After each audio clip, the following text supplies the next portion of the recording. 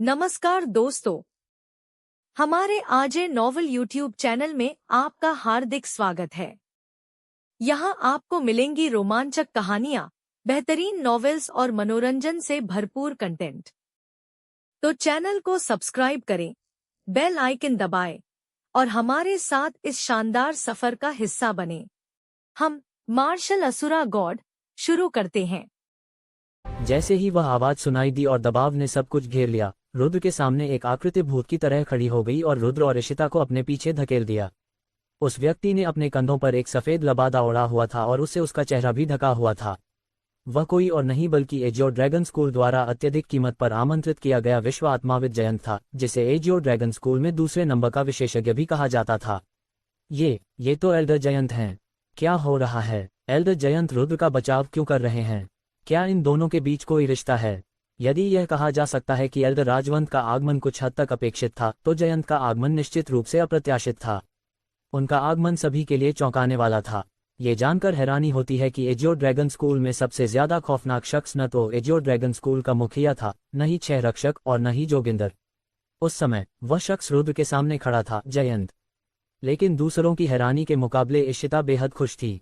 उसने खुद जयंत को रुद्र को अपना शिष्य स्वीकार करते देखा था, इसलिए वह अच्छी तरह जानती थी कि रुद्र के लिए ही उस बूढ़े ने लवकेश वर्धन को मारा था, जो कई सालों से उसका अनुयायी था। उस पल से, जब से वह प्रकट हुआ था, रुद्र को कोई छू भी नहीं सकता था। जैसे जैसे इशिता की भावनाएं उमड़ रही थीं, उसने चुपके से रुद्र की ओर देखा। उसने पाया कि रुद्र शांत और उदासीन था। हालांकि उसके चेहरे पर खुशी झलक रही थी, लेकिन आश्चर्य के भाव बहुत कम थे, मानो सब कुछ उसकी अपेक्षा के अनुरूप ही था। ये देखकर इशिता ने अपने होंठ सिकोड़ लिए और मन ही मन कहा, यह आदमी। इसमें कोई हैरानी की बात नहीं कि इसने इतनी दुस्साहस भरी हरकतें करने की हिम्मत की। इसे पहले से ही पता था कि जयंत इसकी मदद करेगा। जयंत, मैं बस कुछ निजी झगड़े निपटाना चाहता हूँ। आप मेरे लिए चीजें और मुश्किल क्यों बना रहे हैं? जोगिंदर ने भौहें चढ़ा लीं और अपनी आवाज को धीमा कर लिया। ये साफ दिख रहा था कि वह भी जयंत से डरा हुआ था। निजी दुश्मनी? कैसी निजी दुश्मनी? जयंत ने उदासीनता से पूछा। इस बच्चे ने मेरे शिष्य की हत्या की। गुरु होने के नाते मैं अपने शिष्य का बदला लेता हूँ। क्या ये कोई द्वेष है? जोगिंदर ने प्रश्नवाचक उत्तर दिया।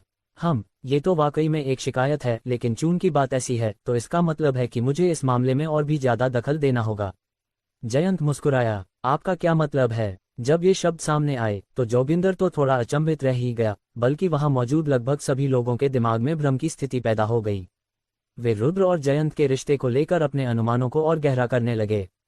तुम अपने शिष्य का बदला लेने के लिए रुद्र को मारना चाहते हो। उसके गुरु होने के नाते ये पूरी तरह से उचित है। लेकिन रुद्र मेरा शिष्य है। गुरु होने के नाते मैं अपने शिष्य की रक्षा करता हूँ। ये भी उचित है ना? जयंत ने अपने हाथ फैलाते हुए बड़ी सहजता से यह बात कही। उनके अपात रूप से सहज लगने वाले शब्द साफ आसमान में बिजली की चमक और शांत झील में गरज की आवाज की तरह थे। पल भर में भीड़ में अफरा तफरी मच गई। क्या रुद्र जयंत का शिष्य है? ये कब हुआ? ये सच नहीं है ना? क्या मैंने गलत सुना? लवकेश वर्धन इतने लंबे समय से जयंत के शिष्य रहे, फिर भी उन्होंने उसे औपचारिक रूप से अपना शिष्य भी नहीं माना। ये रुद्र उनका शिष्य कब बना? रुद्र में उन्हें क्या पसंद है? क्या ये रुद्र की मार्शल कला साधना की प्रतिभा है? इसका मतलब है कि रुद्र के पास आध्यात्मिक शक्ति भी है और जयंत उसे विश्व आध्यात्मिक गुरु के रूप में विकसित करना चाहता है। भीड़ में अफरा तफरी मच गई और वे इस मामले को लेकर तरह तरह के कयास लगाने लगे। ये सब अचानक हुआ और वहां मौजूद लोग इसके लिए बिल्कुल भी तैयार नहीं थे। ये घटना उनके दिलों को झकझोर देने वाली थी और वे उस पल समझ ही नहीं पाए कि क्या हुआ। जयंत, ये कैसा मजाक है? आप कह रहे हैं कि ये लड़का आपका शिष्य है? जोगिंदर के चेहरे पर भी हैरानी साफ झलक रही थी और उन्हें खुद भी इस बात पर यकीन नहीं हो रहा था। अगर यह कहा जाता था कि वह अजीब था, तो जयंत उससे भी ज्यादा अजीब था। अगर शिष्यों को स्वीकार करने के लिए उसकी शर्तें कठोर थीं, तो जयंत की शर्तें उससे भी ज्यादा कठोर थीं। उसने तो ये भी सोचा था कि जयंत अपने पूरे जीवन में एक भी शिष्य स्वीकार नहीं करेगा। फिर अचानक उसने एक शिष्य को क्यों स्वीकार कर लिया, और वह भी रुद्र को? क्या मैंने इस मामले में कुछ स्पष्ट नहीं कहा? जयंत मुस्कुराया और फिर बोला, कोई बात नहीं, मैं इससे फिर से कह देता हूँ। यहाँ मौजूद सभी लोग ध्यान से सुनो। रुद्र मेरा इकलौता शिष्य है। अगर किसी ने भी उसकी उंगलियों को छूने की हिम्मत की तो वह मुझे, जयंत को, अपना दुश्मन बना लेगा। चाहे कोई भी हो, मैं उसे बिना किसी हिचकिचाहट के मार डालूंगा। जयंत की आवाज बहुत भारी और अत्यंत प्रभावशाली थी। लोगों के विशाल समूह को भेदते हुए ये जीवन और मृत्यु के क्षेत्र में घंटी की तरह गूंजी। इसे सुनने वाले सभी लोग स्तब्ध रह गए। उस पल कई लोग अवाक रह गए। हालांकि उन्हें अपने मन में एक जवाब मिल गया। उन्हें आखिरकार पता चल गया कि रुद्र ने विराज को चुनौती देने की हिम्मत क्यों की, उसने आंतरिक दरबार के शिष्यों की साधना को नष्ट करने की हिम्मत क्यों की और उसने रोहन को मारने की हिम्मत क्यों की। इसका कारण ये था कि उसका एक बेहद प्रभावशाली गुरु था, जयंत। जोगिंदर, क्या तुम अब भी मेरे शिष्य पर हमला करने जा रहे हो? जयंत ने बेपरवाही से कहा। हम। जोगिंदर का चेहरा बैंगनी पड़ गया और उसके चेहरे के हाव भाव बिगड़ गए। वे जितने बदसूरत हो सकते थे उतने बदसूरत हो गए और एक ठंडी सी फुफकार के साथ वह जीवन और मृत्यु के मंच से जाने के लिए तैयार हो रहा था, क्योंकि वह रोहन के लिए जयंत पर हमला करने वाला नहीं था। रुको। लेकिन जोगिंदर को जाने देने से पहले ही एक आध्यात्मिक संरचना ने संपूर्ण जीवन और मृत्यु मंच को सील कर दिया और जोगिंदर को जबरदस्ती उसके अंदर बंद कर दिया। जयंत, तुम क्या चाहते हो? जवाब में जोगिंदर थोड़ा घबरा गया। उसने कभी सोचा भी नहीं था कि इतना सब कुछ छोड़ देने के बाद भी वह बुरा उसे जाने नहीं देगा। मैं अब भी आपसे एक सवाल पूछ रहा हूँ, क्या आपने नहीं सुना? जयंत भी नाराज था और उसका लहजा स्पष्ट रूप से ठंडा हो गया था। आप मुझसे क्या करवाना चाहते हैं? जोगिंदर सचमुच भयभीत था। एजियो ड्रैगन स्कूल में ये कहा जा सकता है कि वह न तो आकाश से डरता था और न ही पृथ्वी से, वह केवल एक ही व्यक्ति से डरता था और वह था जयंत। चाहे विधि हो या साधना, वह उससे कमतर था। अगर तुम्हें समझ नहीं आया तो मैं याद दिला सकता हूँ। रुद्र को नुकसान पहुंचाने का ख्याल छोड़ दो। अगर रुद्र को कोई परेशानी हुई तो सबसे पहले मैं तुम्हें ढूंढूंगा। उस समय तुम्हारी रक्षा करने वाला कोई नहीं होगा। जयंत ने ये बात बहुत ऊंची आवाज में कही और उसे इस बात की परवाह नहीं थी कि जोगिंदर कैसा महसूस कर रहा है। उस दृश्य को देखकर हर कोई राहत की सांस लेने से खुद को रोक नहीं पाया। एजियो ड्रैगन स्कूल में शायद केवल जयंत ही जोगिंदर से इस तरह बात करने की हिम्मत रखता था। ठीक है, मैं वादा करता हूं कि भविष्य में मैं रुद्र को हाथ नहीं लगाऊंगा। अप्रत्याशित बात यह थी कि जयंत का सामना करते हुए जोगिंदर ने खंडन नहीं किया और भीड़ के सामने कठिन परिस्थिति का सामना करने पर उसने हार मान ली। लोगों को कैसे पता चलेगा कि जोगिंदर के मन में जयंत के प्रति कितना गहरा भय था? ये बात केवल वही लोग समझ सकते थे जिन्होंने जयंत के निर्मम तरीकों को देखा था। उस भयावहता के सामने इज्जत का क्या ही कोई महत्व था? उसकी तो कोई कीमत ही नहीं थी। हो, अब ठीक है, जयंत ने गर्व से मुस्कुराते हुए कहा और उनकी हंसी के साथ ही जीवन और मृत्यु मंच को घेरने वाला आत्मा का घेरा भी गायब हो गया। जोगिंदर का चेहरा भावहीन हो गया और वह वहां नहीं रुका। वह उड़ती हुई गति से आगे बढ़ा और जीवन मृत्यु के मंच को छोड़कर सबकी नजरों से ओझल हो गया। उसके बाद जयंत ने मंच के चारों ओर मौजूद भीड़ पर एक नजर डाली। अंत में उसकी निगाहें आंतरिक न्यायालय के दंड विभाग के निदेशक आशीष पर टिक गईं। उसी क्षण आशीष का चेहरा एकदम बदल गया और उसका शरीर कांपने लगा। उसका दिल जोर से धड़कने लगा और माथे से ठंडा पसीना बहने लगा। उसने कभी सोचा भी नहीं था कि रुद्र के पीछे जयंत का हाथ होगा। वह एक ऐसा व्यक्ति था जिससे पूरे एजियो ड्रैगन स्कूल को डर लगता था। वह सचमुच भयभीत था, इतना कि उसका शरीर कांप रहा था। हालांकि जयंत के बोलने के बाद ही उसे पता चला कि उस पर एक विपत्ति आने वाली है। तो क्या आप ही मेरे शिष्य को दंडित करना चाहते हैं? मैं जयंत की पूछताछ का सामना करते हुए आशीष के जबड़े कांप रहे थे और उसकी जुबान लड़खड़ा रही थी। वह एक पूरा वाक्य भी नहीं बोल पा रहा था। झटका अचानक जीवन और मृत्यु के मंच पर मौजूद जयंत ने अपना हाथ हिलाया। धमाके के साथ कई सौ मीटर दूर खड़ा आशीष पीछे की ओर जा गिरा। जब वह जमीन पर गिरा तो उसकी नाक और मुंह से खून निकलने लगा। उसका चेहरा सूज गया था और उस पर खून से सना हुआ एक गहरा निशान भी था। हे एल्डर जयंत, दया कीजिए। हे एल्डर जयंत, दया कीजिए। मेरी आंखें थीं, लेकिन मैं माउंट ताई को पहचान नहीं पाया और मुझे नहीं पता था कि रुद्र आपका शिष्य है। अगर मुझे पता भी होता तो हिम्मत होने के बावजूद भी मैं ऐसा करने की हिम्मत नहीं करता। हवा में थप्पड़ खाने के बाद आशीष तुरंत जमीन पर घुटने टेक कर बैठ गया और भीड़ की निगाहों की परवाह किए बिना उसने मंच पर मौजूद जयंत के सामने हाथ जोड़कर बार बार प्रणाम किया और जोर जोर से अपनी जान की भीख मांगी। उस दृश्य को देखकर किसी को भी नहीं लगा कि आशीष की प्रतिष्ठा को ठेस पहुंची है, बल्कि उन्हें लगा कि यह पूरी तरह से तर्कसंगत था। जयंत के सामने कौन उनकी बात मानने से इनकार करेगा? यहाँ तक कि जोगिंदर भी खंडन करने की हिम्मत नहीं कर पाए। एक मामूली दरबारी वरिष्ठ की तो बात ही क्या रुद्र के खिलाफ किसी और को भी कोई शिकायत है? जयंत ने अपनी बर्फीली निगाहें चारों ओर घुमाईं। उनकी ठंडी निगाहें हर तरफ गईं और उनका दबंग अंदाज जाहिर हो गया। उस क्षण बोलने की हिम्मत कौन करता? चाहे उन्हें रुद्र से कोई शिकायत हो या वे उससे नाराज हों, सब चुप हो गए और अनजाने में एक कदम पीछे हट गए। ऐसा लग रहा था मानो वे रुद्र से कोई शिकायत करने की हिम्मत नहीं कर रहे थे, न ही जयंत के शिष्य के प्रति कोई दुर्भावना रखने की हिम्मत कर रहे थे। ये देखकर जयंत ने संतुष्टि से सिर हिलाया, फिर इशिता के पास जाकर कहा, इशिता, तुमने मेरे शिष्य की रक्षा करके एक अच्छा काम किया है। मैं तुम्हें इसके बदले ये देता हूँ। जयंत की कमर पर प्रकाश की एक चमक उठी और उनकी हथेली में गहरे हरे रंग की एक औषधि प्रकट हुई। वह औषधि अत्यंत सुंदर थी। वह चमकीली, पारदर्शी थी और उसके चारों ओर प्रकाश घूम रहा था। वह किसी खजाने की तरह चमकदार थी और सबसे महत्वपूर्ण बात यह थी कि उसमें समाहित ऊर्जा अत्यंत विशाल थी। आसपास की हवा भी धीरे धीरे कांपने लगी, मानो थरथरा रही हो, क्योंकि औषधि में गहन शक्ति समाहित थी। अत्यंत गहन चिकित्सा। सभी लोग बेहद हैरान थे। यहाँ तक कि वरिष्ठ अधिकारियों ने भी प्रशंसा व्यक्त की, क्योंकि यह एक गहन औषधि थी। यह उच्च गुणवत्ता वाली गहन औषधि थी और इसकी कीमत बहुत अधिक थी। इसे महंगा और दुर्लभ दोनों कहा जा सकता है। यह एक ऐसा खजाना था जो आसानी से नहीं मिलता था और इसे पाने के लिए भाग्य की आवश्यकता होती थी। गहन क्षेत्र के लोगों के लिए इसके अनगिनत महान लाभ थे।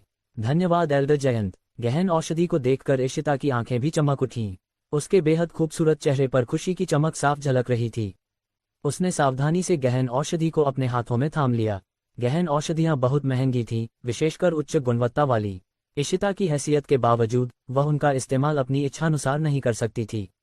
वास्तव में गहन क्षेत्र के कई लोग भी एक साधारण गहन औषधि भी नहीं खरीद सकते थे।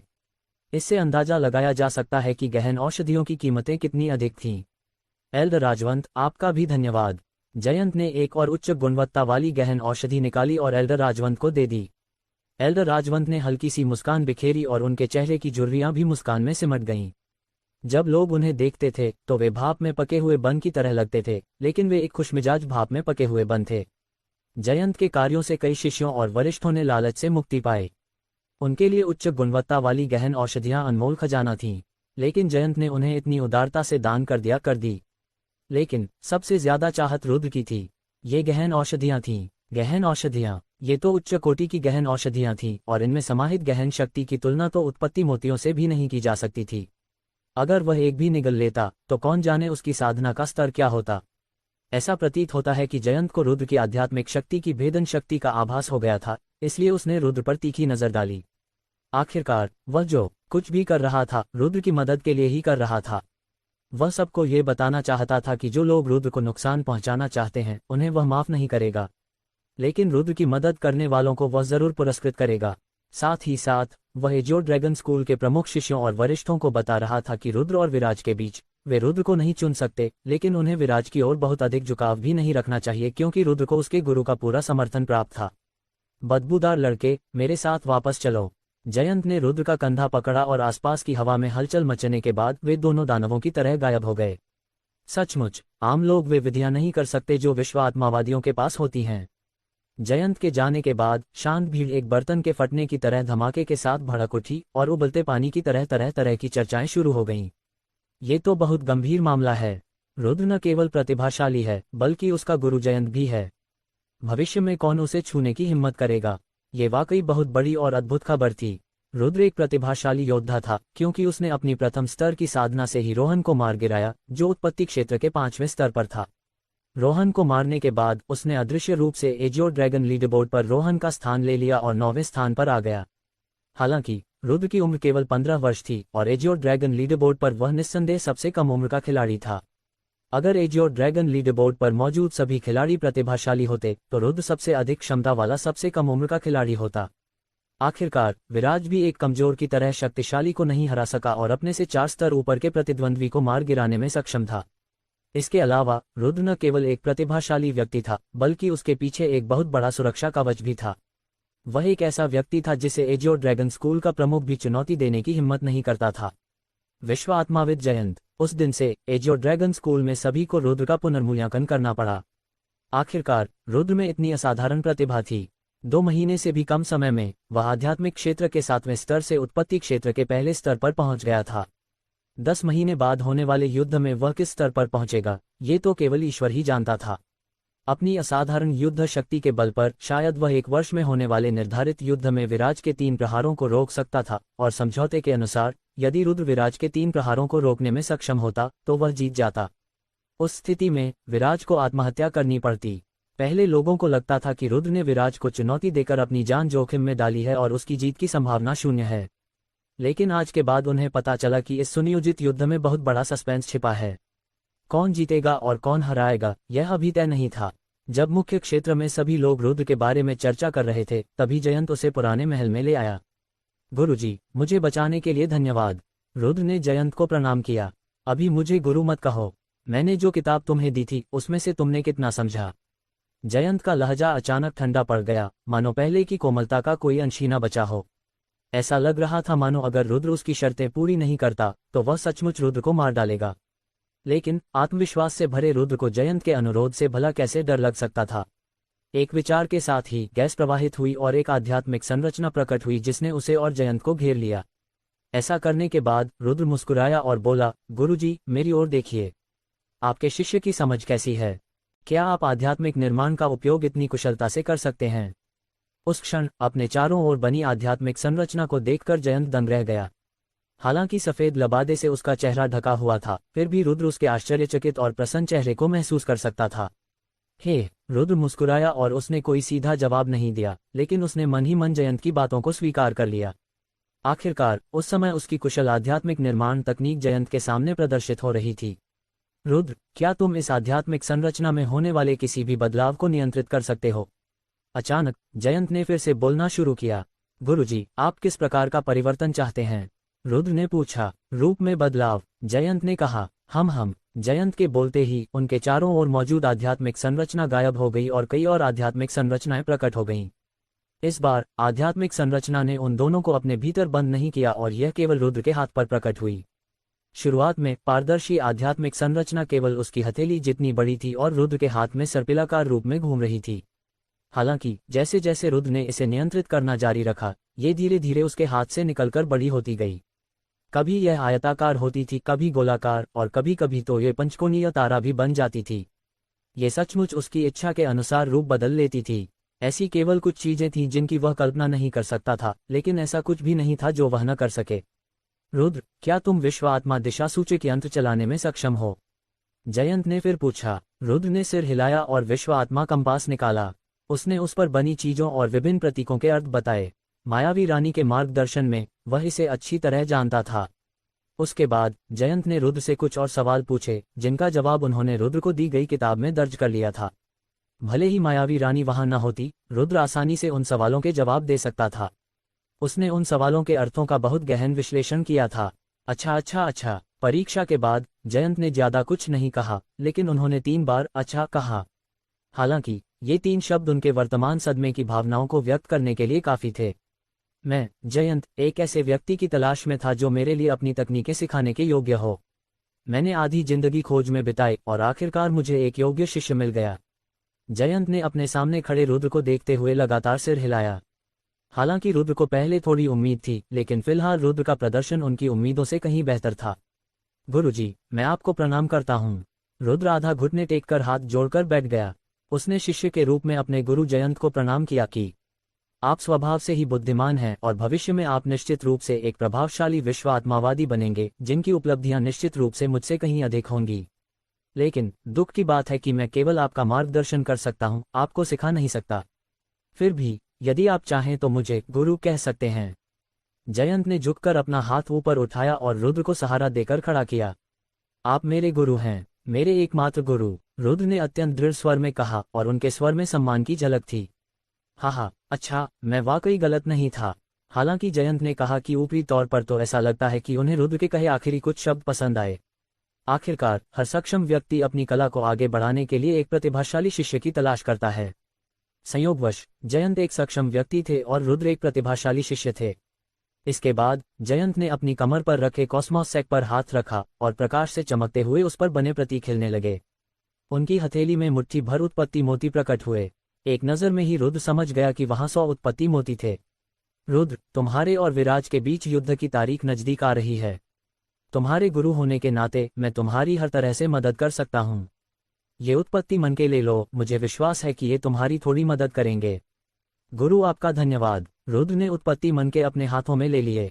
वह पहले से ही जानता था कि जयंत काफी धनी है, लेकिन उसने कभी सोचा भी नहीं था कि वह इतना उदार होगा और उसे एक साथ इतने सारे उत्पत्ति मन के दे देगा। रुद्र का मन बहुत भावुक हो गया। वह बेहद भावुक हो गया। उसने जयंत की दौलत के कारण 100 उत्पत्ति मोतियों को तुच्छ नहीं समझा। आखिरकार वे वाकई बहुत कीमती वस्तुएं थीं। हालांकि अफवाहों के अनुसार एजियो ड्रैगन स्कूल द्वारा जयंत को हर महीने एक गहन मन का भेंट की जाती थी, लेकिन जैसे जैसे रुद्र को इसके बारे में और जानकारी मिली उसे लगा कि ये सिर्फ अफवाहें हैं। वास्तविकता इससे बिल्कुल अलग हो सकती है। वह जानता था कि उच्च कोटि की गहन औषधि गहन मन का अत्यंत दुर्लभ थी। इसे एक अनमोल खजाना कहा जा सकता था क्योंकि गहन मन के में समाहित गहन शक्ति असीम थी। इसका वही प्रभाव था जो आध्यात्मिक मनकों का आध्यात्मिक लोक के लोगों पर होता है। गहन क्षेत्र के 9वें स्तर पर पहुंच चुके लोगों के लिए कोई और रास्ता नहीं था, इसलिए यह उन्हें उस दुर्गम बाधा को पार करने में मदद करेगा। यह उन्हें स्वर्ग क्षेत्र में प्रवेश करते ही एक बिल्कुल नई शक्ति प्राप्त करने में मदद करेगा जो उन्हें क्षितिज की ओर यात्रा करने की अनुमति देगा। इससे यह अंदाजा लगाया जा सकता था कि गहन मन के कितने कीमती थे। दूसरे दर्जे के एजियो ड्रैगन स्कूल की तो बात ही छोड़िए, यहाँ तक कि पहले दर्जे का एपेक्स स्कूल भी इतना धनी नहीं था कि किसी विश्व आत्माविद को हर महीने एक गहन मन का दे सके। इसलिए रुद्र को लगा कि जयंत की भेंटों के बारे में लगाए जा रहे अनुमान महज अफवाहें थीं। हर महीने एक गहन मन का और यहाँ तक कि एक उच्च गुणवत्ता वाली गहन औषधि भी बहुत बड़ा खर्चा था। आखिरकार आम लोगों के लिए उच्च गुणवत्ता वाली गहन औषधि पहले से ही एक अनमोल खजाना थी। अन्यथा सिंदूरी पक्षी नगर के स्वामी इशिता की छोटी बहन जयंत द्वारा दी गई उच्च गुणवत्ता वाली गहन औषधि को देखकर इतनी खुश नहीं होती। 100 उत्पत्ति मोतियों को रखने के बाद रुद्र मन ही मन बहुत प्रसन्न हुआ। वह ये जानने के लिए उत्सुक था कि इन बहुमूल्य उत्पत्ति मोतियों का उपयोग करके साधना करने के बाद वह किस स्तर में प्रवेश करेगा। साथ ही जयंत को जिस निगाहों से उसने देखा उससे उसके मन में सम्मान और कृतज्ञता का भाव भी जागृत हुआ। यद्यपि जयंत काफी धनी था, फिर भी उसे आत्मविकास की आवश्यकता थी। इसके अलावा अगर दूसरे अमीर थे तो वह उनकी संपत्ति थी।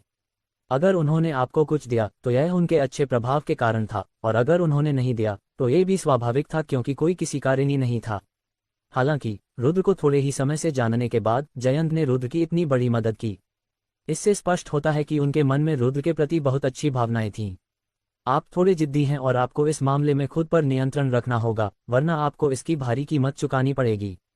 लेकिन आपको ज्यादा चिंता करने की जरूरत नहीं है। आप निश्चिंत होकर विराज से लड़ सकते हैं। हारने पर भी मैं आपकी रक्षा करूंगा, जयंत ने फिर कहा। हे रुद्र जयंत की बातों पर बस मुस्कुराया। वह ये तो नहीं कह सकता था कि उसका इरादा विराज को मारने का था, है ना? हालांकि रुद्र की आध्यात्मिक निर्माण की कुशलता देखकर जयंत ने रुद्र के प्रति अपना स्नेह खुलकर प्रकट किया। गुरु और शिष्य ने काफी देर तक बातचीत की और बातचीत के दौरान वे और भी मग्न हो गए। अंत में जयंत ने खुद रुद्र के लिए स्वादिष्ट पकवान बनाए। हालांकि वे भव्य नहीं थे, लेकिन देखने में, सुगंध में और स्वाद में लाजवाब थे। सबसे महत्वपूर्ण बात यह थी कि विश्व आत्मा के ज्ञाता जयंत ने स्वयं ये पकवान बनाए थे। संभवतः इस दुनिया में बहुत कम लोग ही उनके बनाए हुए पकवानों का स्वाद चख पाते होंगे। खाते पीते समय गुरु और शिष्य की बातचीत और भी अधिक आनंदमय हो गई। जयंत, जो हमेशा लोगों को निर्मम प्रतीत होते थे, ने रुद्र के प्रति अपने हृदय में एक दीवार हटा दी। ये स्पष्ट था कि वे रुद्र को वास्तव में पराया नहीं बल्कि अपना विश्वसनीय शिष्य मानते थे। रुद्र को पता चला कि जब जयंत छोटा था तब उसके परिवार की स्थिति खराब नहीं थी। हालांकि उसके माता पिता ने एपेक्स स्कूल के एक बड़े अधिकारी को नाराज कर दिया था, जिसके कारण उनके पास अपनी जान बचाने के लिए भागने के अलावा कोई विकल्प नहीं बचा था। लेकिन उन्हें यह उम्मीद नहीं थी कि भागते समय कोई उन्हें धोखा दे देगा। जब उस बड़े स्कूल के लोग उनका पीछा करने आए तो उन्होंने उनके परिवार के किसी भी सदस्य को जिंदा नहीं छोड़ा। केवल जयंत ही बच निकलने में कामयाब रहा। उसके बचने की कीमत उसके माता पिता की निर्मम हत्या थी। उसके बाद से जयंत बहुत कम ही किसी पर भरोसा करता था। ये कहा जा सकता है कि उसके दिल में बाहरी लोगों के प्रति एक तरह की शीतलता थी, मानो कोई दीवार उसे अलग करती हो। जब वह जवान था तब तो ये ठीक था, लेकिन उम्र बढ़ने के साथ हर कोई किसी ऐसे व्यक्ति की तलाश करता है जिस पर वह भरोसा कर सके, ताकि कोई ऐसा व्यक्ति हो जो उसकी क्षमताओं को आगे बढ़ा सके। जयंत भी इसका अपवाद नहीं था। शुरुआत में लवकेश वर्धन ने जयंत पर अच्छा प्रभाव डाला। हालांकि बाद में उसे पता चला कि लवकेश वर्धन बहुत स्वार्थी था और अपने कामों में हद से ज्यादा उग्र था। उसके कोई दोस्त नहीं थे और वह सिर्फ औजारों का इस्तेमाल करता था। वह जयंत के भरोसे के लायक नहीं था। हालांकि प्रतिभा के मामले में नीलेश प्रांत के भीतर, विशेष रूप से एजियो ड्रैगन स्कूल के भीतर, लवकेश वर्धन जैसे युवा को ढूंढना काफी चुनौतीपूर्ण था। इसलिए जयंत एक कठिन परिस्थिति में थे। वे इस बात को लेकर दुविधा में थे कि क्या उन्हें अपनी विरासत लवकेश वर्धन को सौंपनी चाहिए या नहीं। लेकिन ठीक उसी समय रुद्र जयंत की नजर में आ गया।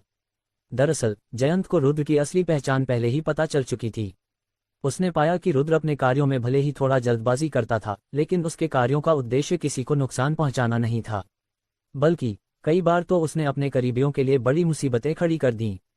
बाहर से देखने पर शायद रुद्र के काम नासमझी भरे लगें, लेकिन जयंत को ये बात अजीब तरह से पसंद आई। लवकेश वर्धन का मामला तो वास्तव में जयंत द्वारा लिया गया एक इम्तिहान मात्र था, लेकिन दुख की बात है कि अंत में लवकेश वर्धन ने जयंत को निराश किया। गुरुजी, विश्व आत्मावादियों और विश्व आत्माओं के बीच आध्यात्मिक संबंध अनुबंध के बाद क्या ऐसी स्थिति उत्पन्न हो सकती है? किसी कारणवश विश्व आत्मा बुरी तरह घायल हो जाती है और विश्व आत्मा क्षेत्र से गायब हो जाती है। विश्व आत्मा विज्ञानी को उसकी आभा का कोई भी अंश महसूस नहीं होता, लेकिन आत्मा संपर्क अनुबंध अभी भी बना रहता है। रुद्र ने जयंत से एगी के बारे में जानकारी प्राप्त की। ऐसी स्थिति हो सकती है। विश्व आत्मा और विश्व आत्मावादी के बीच अनुबंध के बाद उनके लिए आध्यात्मिक जगत में लौटना मुश्किल होगा।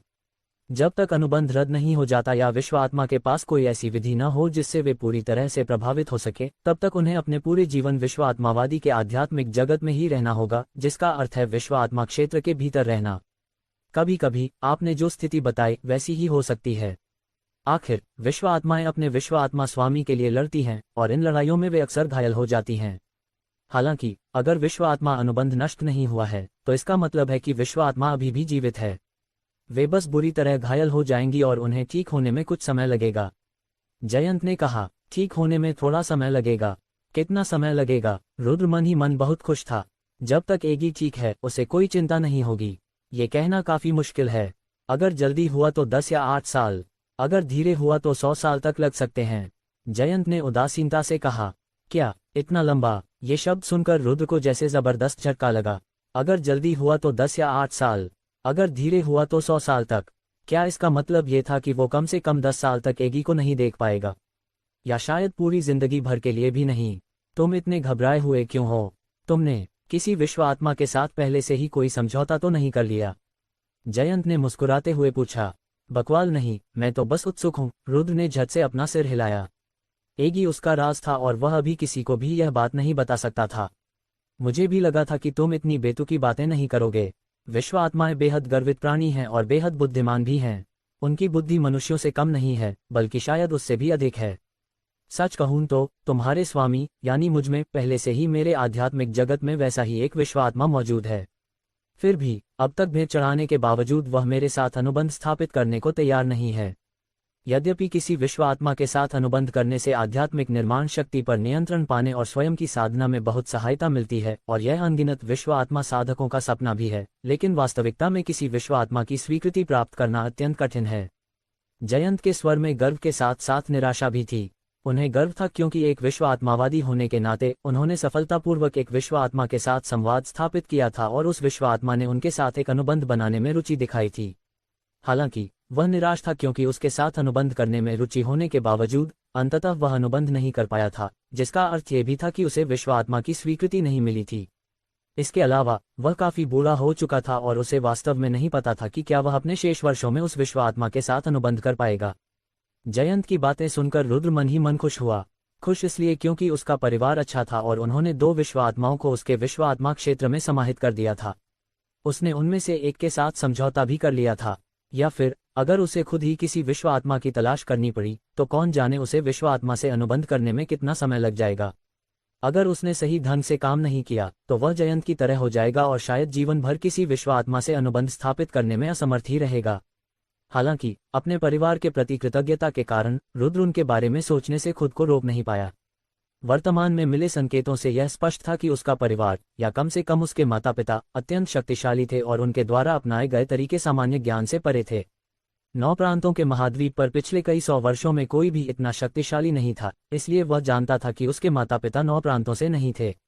दुनिया विशाल थी और 9 प्रांतों का महाद्वीप उस दुनिया के भीतर हिमखंड का एक छोटा सा हिस्सा मात्र था।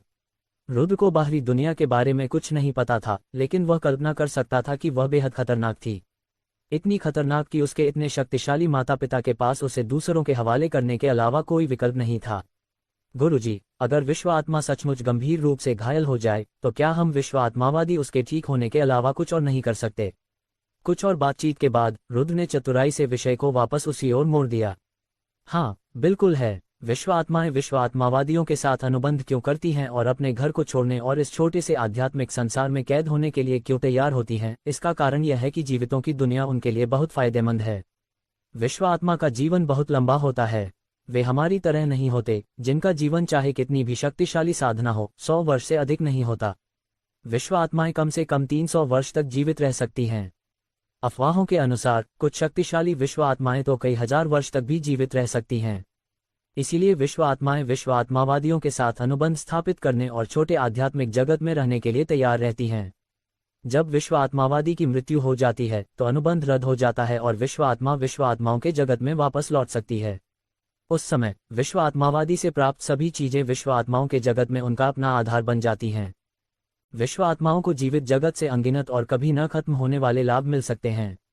उदाहरण के लिए मूलभूत स्रोत ऊर्जा के अलावा जो उनकी साधना को बढ़ा सकती है, ऐसी कई अन्य चीजें भी हैं जो उनके शरीर को मजबूत कर सकती हैं, या यहाँ तक कि विशेष रक्त जैसी चीजें भी हो सकती हैं। जैसा कि आपने कहा, जब विश्व आत्मा घायल हो जाती है, आध्यात्मिक जगत से गायब हो जाती है और विश्व आत्मावादी से संपर्क करने का कोई तरीका नहीं रह जाता है, तो आपको क्या करना चाहिए? वास्तव में इसके लिए तरीके हैं। जहां तक मुझे पता है, एक विशेष फल होता है जिसे स्पिरिट फ्रूट कहते हैं। स्पिरिट फ्रूट का विश्व आत्मावादियों पर एक विशेष प्रभाव होता है। इससे वे अपनी आध्यात्मिक निर्माण की गुणवत्ता बढ़ा सकते हैं और अपनी आत्मा शक्ति को भी मजबूत कर सकते हैं। हालांकि विश्व आत्माओं पर इसका और भी अधिक प्रभाव होता है, और वह है उनकी शक्ति को पुनः प्राप्त करने की क्षमता। स्पिरिट फ्रूट वो चीज कहाँ मिलती है? उसे कहाँ से खरीदा जा सकता है? रुद्र खुशी से झूम उठा, मानो बादल छंट गए हों और सूरज दिखाई देने लगा हो। उसे आखिरकार मायावी रानी को बचाने की उम्मीद नजर आ गई थी। क्या आपको लगता है कि स्पिरिट फ्रूट्स जैसी कीमती चीज खरीदी जा सकती है? लेकिन जहां तक मुझे पता है, 9 प्रांतों में वास्तव में एक ऐसी जगह है जहां स्पिरिट फ्रूट्स पाए जाते हैं। जयंत ने कहा। कहाँ? रुद्र ने उत्सुकता से पूछा। आध्यात्मिक प्रांत। आध्यात्मिक प्रांत, बिल्कुल सही। आध्यात्मिक प्रांत 9 प्रांतों में से एक है। वहां एक विश्व आत्मा संघ है और 9 प्रांतों में यह वह क्षेत्र है जहां सबसे अधिक विश्व आत्मावादी एकत्रित होते हैं। उस क्षेत्र में विश्व आत्मावादियों को बहुत सी अच्छी चीजें प्राप्त हो सकती हैं। विश्व आत्मा संघ के भीतर एक विशेष फल उगाया जाता है और वही स्पिरिट फ्रूट होता है, जयंत ने कहा। आध्यात्मिक प्रांत। गुरुजी, वहां से नीलेश प्रांत की दूरी कितनी है? रुद्र ने उत्सुकता से पूछा। हालांकि उसे नीलेश प्रांत के बारे में कुछ जानकारी थी, लेकिन 9 प्रांतों के बारे में उसे ज्यादा पता नहीं था। आध्यात्मिक प्रांत और नीलेश प्रांत पड़ोसी हैं। हालांकि रास्ता बहुत नजदीक नहीं है, लेकिन अगर हम आना जाना करें तो आधा महीना काफी होगा। जयंत मुस्कुराया और फिर रुद्र से पूछा, तुम्हें ये स्पिरिट फ्रूट काफी पसंद है ना? बिल्कुल, मुझे ये पसंद है। क्या आपने यह नहीं कहा था कि स्पिरिट फ्रूट से व्यक्ति की आध्यात्मिक निर्माण की गुणवत्ता और आत्मा शक्ति दोनों में वृद्धि होती है? रुद्र मुस्कुराते हुए बोला, बिल्कुल, लेकिन इस विषय पर आध्यात्मिक निर्माण तकनीक में आपकी वर्तमान दक्षता को देखते हुए अब श्वेत चोगा प्राप्त करने के लिए परीक्षा देने का समय आ गया है। जयंत ने कहा। सफेद लबादा। तुमने जो सफेद लबादा पहना है, उसका क्या उपयोग है? रुद्र ने ये जानते हुए भी पूछा। हाँ, आपको इसके बारे में पता नहीं होगा। यह एक विश्व आत्मावादी की प्रतिष्ठा और शक्ति का प्रतीक है। अगर आप ऐसी मान्यता प्राप्त करना चाहते हैं तो आपको अपनी शक्ति से इसे हासिल करने के लिए एक परीक्षा देनी होगी। विश्व आत्मावादी की शक्ति के अनुसार विश्व आत्मावादी के 3 स्तर होते हैं, श्वेत लबादा, धूसर लबादा और नीला लबादा। श्वेत लबादा प्राप्त करना सबसे आसान है। आप अभी जो कर सकते हैं उससे आपको श्वेत लबादा प्राप्त करने और श्वेत लबादा विश्व आत्मावादी बनने में ज्यादा कठिनाई नहीं होनी चाहिए। सफेद लबादे वाले की तुलना में धूसर लबादे वाला कहीं अधिक कठिन है। आध्यात्मिक निर्माण शक्ति के लिए आवश्यक तत्व होते हैं और नीलेश प्रांत में धूसर लबादे वाले विश्व आत्माविद 2 से अधिक नहीं हैं। पहले तो एपेक्स स्कूल के विश्व आध्यात्मिक गुरु हैं, जो कि सर्वोपरि विद्यालय है, और दूसरे किलिन राजकुमार के महल में स्थित विश्व आध्यात्मिक गुरु हैं। जयंत ने अत्यंत गंभीरता से कहा। इन दोनों व्यक्तियों का जिक्र करते हुए उनके लहजे में सम्मान का भाव स्वाभाविक रूप से झलक रहा था। क्या धूसर चोगाधारी विश्व आत्माविद की संख्या केवल 2 ही है और उनका दर्जा इतना प्रभावशाली है? रुद्र मन ही मन बहुत हैरान था, क्योंकि उसने मयंक रावत पर्वत श्रृंखला में जिस लड़की को देखा था वह भी स्पष्ट रूप से एक धूसर चोगाधारी विश्व आत्माविद थी। नीले लबादे वाले विश्व आत्माविद की बात करें तो वे लोग किंवदंतियों के समान हैं। नीलेश प्रांत में उनके जैसा कोई नहीं है और अन्य प्रांतों में भी कोई नहीं है। केवल आध्यात्मिक प्रांत में ही ऐसा महान विश्व आत्माविद है, जयंत ने आगे कहा। हालांकि जयंत और मायावी रानी की बातों की तुलना करने पर 2 प्रकार कम पाए गए, नीले चोगे के बाद बैंगनी चोगे वाला और स्वर्ण चोगे वाला। इससे ये स्पष्ट होता है कि अनुभव के मामले में मायावी रानी जयंत से श्रेष्ठ थी। इतने सारे विश्व आत्मावादी आध्यात्मिक प्रांत में क्यों एकत्रित होते हैं? क्या इसमें कुछ खास बात है? रुद्र ने मन ही मन बुदबुदाया। आप सही कह रहे हैं। आध्यात्मिक प्रांत को विश्व स्पिरिटिस्टों की पवित्र भूमि कहा जा सकता है। 9 प्रांतों में स्थित 2 सबसे शक्तिशाली विश्व स्पिरिटिस्ट शक्तियां वहीं स्थित हैं। पहली है विश्व स्पिरिट गिल्ड और 9 प्रांतों के सबसे शक्तिशाली विश्व स्पिरिटिस्ट वहीं एकत्रित हैं। विश्व स्पिरिटिस्ट का दर्जा प्राप्त करने के लिए सभी परीक्षाएं वहीं आयोजित की जानी आवश्यक हैं। दूसरा है जयवंश कबीला। हालांकि जयवंश कबीला विश्व आत्मा संघ जितना बड़ा नहीं है, लेकिन कबीले का हर सदस्य आध्यात्मिक शक्ति के साथ पैदा होता है और वे काफी प्रभावशाली और कुलीन कबीला हैं। अफवाहों के अनुसार वे आध्यात्मिक प्रांत के स्वामी थे, लेकिन कबीले के सदस्यों की संख्या कम होने के कारण शासन करने की शक्ति धीरे धीरे विश्व आत्मा संघ को सौंप दी गई। हालांकि वे अभी भी एक ऐसी शक्ति हैं जिन्हें कम नहीं आंका जा सकता और वे दोनों आध्यात्मिक प्रांत की पवित्र भूमि साझा करते हैं। जयंत ने कहा, मैं समझ गया। ऐसा लगता है कि दुनिया वाकई बहुत विशाल है। यहाँ तक कि एक विशेष कुल भी है और कुल का प्रत्येक सदस्य आध्यात्मिक शक्ति के साथ पैदा होता है। रुद्र ने दबे स्वर में प्रशंसा की आह भरी। 10,000 में से एक के पास भी आध्यात्मिक शक्ति नहीं होती और नीलेश प्रांत में आध्यात्मिक शक्ति रखने वाले प्रत्येक व्यक्ति को प्रतिभावान माना जाता था। लेकिन उसने कभी सोचा भी नहीं था कि उसके पड़ोसी प्रांत में इतना प्रभावशाली कबीला होगा। कबीले के हर सदस्य के पास आध्यात्मिक शक्ति थी। ये कैसी बात थी और वह कबीला कितना शक्तिशाली होगा। हो, तुम सही हो। दुनिया विशाल है और इसमें अनगिनत शक्तिशाली लोग हैं। कई वंश ऐसे हैं जिनके खून में विशेष गुण हैं और आध्यात्मिक प्रांत में स्थित जय वंश के अलावा 9 प्रांतों में एक और भी शक्तिशाली वंश है। जयंत ने कहा, और भी शक्तिशाली कुल? गुरुजी, ये कौन सा कुल है? रुद्र बेहद उत्सुक था। जय कुल को देखकर ही कोई चौंक जाता था। उससे भी अधिक शक्तिशाली कुल कैसा होगा? ये 9 प्रांतों का वर्तमान अधिपति जयंत राजवंश है। जयंत राजवंश एक विशेष वंश है। उन्होंने खुद को जयंत राजवंश इसलिए कहा क्योंकि जयंत राजवंश के प्रत्येक व्यक्ति को उनके रक्त से अपार शक्ति प्राप्त थी। उनके पास ऐसी असाधारण युद्ध क्षमता थी जो आम लोगों में नहीं होती। यही कारण है कि जयंत राजवंश इतने लंबे समय तक 9 प्रांतों का अधिपति बना रहा और कभी नष्ट नहीं हुआ। जयंत ने आगे बताया, जयंत राजवंश एक विशेष वंश है। इसमें कोई आश्चर्य की बात नहीं। रुद्र को एक और खबर मिली जिसने उसे चौंका दिया। तारीख को देखते हुए विश्व स्पिरिट गिल्ड द्वारा आयोजित मासिक विश्व स्पिरिटिस्ट व्हाइट लबादा परीक्षा जल्द ही नजदीक आ रही है। वापस जाओ और तैयारी करो। मैं तुम्हें कल सुबह आध्यात्मिक प्रांत ले जाऊंगा। जयंत ने कहा। कही वास्तव में? ये शब्द सुनकर रुद्र को जरा भी हैरानी नहीं हुई, बल्कि वह बेहद खुश हुआ क्योंकि भले ही जयंत ने ये न कहा हो, वह भी आध्यात्मिक प्रांत जाने की योजना बना रही थी। रुद्र के आध्यात्मिक प्रांत जाने का कारण किसी विश्व स्पिरिटिस्ट के लिए श्वेत चोगा परीक्षा देना नहीं था, क्योंकि अगर प्रतिष्ठा की बात करें तो उसके कॉस्मोस थैले में पहले से ही विश्व स्पिरिट का धूसर चोगा मौजूद था। वह धूसर चोगा निश्चित रूप से श्वेत चोगा से कहीं अधिक महंगा था और उससे मिलने वाली प्रतिष्ठा कहीं अधिक प्रभावशाली थी। स्वाभाविक रूप से रुद्र को आध्यात्मिक प्रांत की ओर आकर्षित करने वाली चीज स्पिरिट फ्रूट थी। वह विचित्र चीज जो मायावी रानी को जगा सकती थी। क्या यह नकली होगा? जल्दी जाओ। हालांकि तुमने आध्यात्मिक निर्माण की बुनियादी बातें समझ ली हैं, लेकिन विश्व आत्माविद के लिए श्वेत आवरण परीक्षा इतनी आसान नहीं है। ये तुम्हारे द्वारा पहले दी गई परीक्षाओं से बिल्कुल अलग होगी। बेहतर होगा कि तुम मन ही मन तैयार रहो ताकि तुम असफल न हो जाओ और पीछे न रह जाओ। जयंत ने कुछ प्रहार करते हुए कहा। हे, चिंता मत करो स्वामी जी, मैं आपको निराश नहीं करूंगा और आपकी प्रतिष्ठा को जरा भी ठेस नहीं पहुंचाऊंगा। रुद्र खुशी खुशी चला गया। मायावी रानी को बचाने का तरीका जानने के बाद उसका तनावग्रस्त दिल शांत हो गया। जयंत को किसी भी तरह का संदेह न हो, इसलिए रुद्र ने 100 उत्पत्ति मनकों का निर्माण नहीं किया। वह जल्दी सो गया और उस रात उसे बहुत शांति से नींद आई। अगले दिन सुबह आसमान में हल्की रोशनी थी। तय योजना के अनुसार रुद्र जयंत के निवास पर गया। हालांकि महल के सामने के चौक में लोगों की इतनी भीड़ थी मानो पहाड़ और समुद्र हों। वहां कई शिष्य और बुजुर्ग एकत्रित थे। भीड़ से गुजरने के बाद रुद्र ने आश्चर्य से देखा कि चौक के केंद्र में जयंत खड़ा था और उसके पीछे 2 विशाल सफेद सिर वाले ईगल थे। वे चीलें बेहद विशाल थीं। जब वे वहां खड़ी थीं तो उनकी ऊंचाई 3 मीटर थी। उनके बड़े पंजे तेज धार वाले ब्लेड की तरह थे और जब वे अपनी तीखी चील जैसी आंखों से भीड़ को देख रही थीं तो उनमें डर का कोई निशान नहीं था, बल्कि उनमें गर्व था। वाह, ये तो सचमुच एक सफेद सिर वाला चील है। ये कितना सुंदर है। दोनों चीलों को देखते ही कई महिला शिष्यों ने खुशी जाहिर की और वे इतनी प्रसन्न हुई कि उनके हाथ पैर नाचने लगे। मैंने सुना है कि यह चीज परिवहन का सबसे अच्छा साधन है। इसकी कीमत बहुत ज्यादा है और हमारे एजियो ड्रैगन स्कूल के पास केवल 2 ही हैं जो दोनों जयंत की हैं।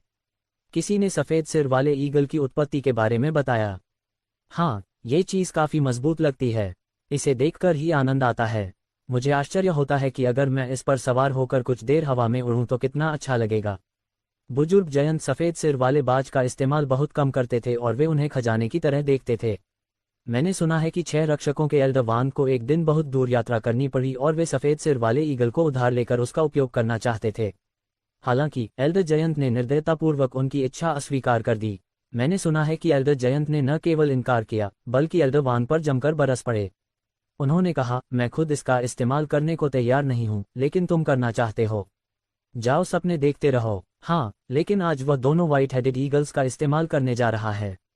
मुझे आश्चर्य है कि उसका क्या महत्वपूर्ण काम है, वह कहाँ जा रहा है और किसके साथ जा रहा है। श्वेत सिर वाले ईगल के बारे में चर्चा करते हुए सभी लोग उंगली से इशारा कर रहे थे। वे जयंत की बहुत प्रशंसा करते थे और एल्डर जयंत के साथ श्वेत सिर वाले ईगल पर सवार होने वाले व्यक्ति की तो और भी अधिक प्रशंसा करते थे। क्षितिज की ओर उड़ने और आकाश से नीचे देखने की तीव्र अनुभूति का अनुभव करने की हर किसी की इच्छा थी। रुद्र, अब जाने का समय हो गया है। ठीक उसी समय जयंत ने भीड़ में मौजूद रुद्र को हाथ हिलाकर इशारा किया। मालिक। भीड़ की निगाहों के बीच रुद्र जयंत के पास गया और अनजाने में ही उसने अपना हाथ बढ़ाकर सफ़ेद सिर वाले ईगल को सहलाया। उसके मन में असीम उत्साह उमड़ रहा था। तो ये रुद्र है। हे भगवान, क्या वो एल्डर जयंत के साथ जाएंगे? वह सचमुच ऐसे व्यवहारों का आनंद ले सकता है। लगता है एल्डर जयंत को ये रुद्र बहुत पसंद है।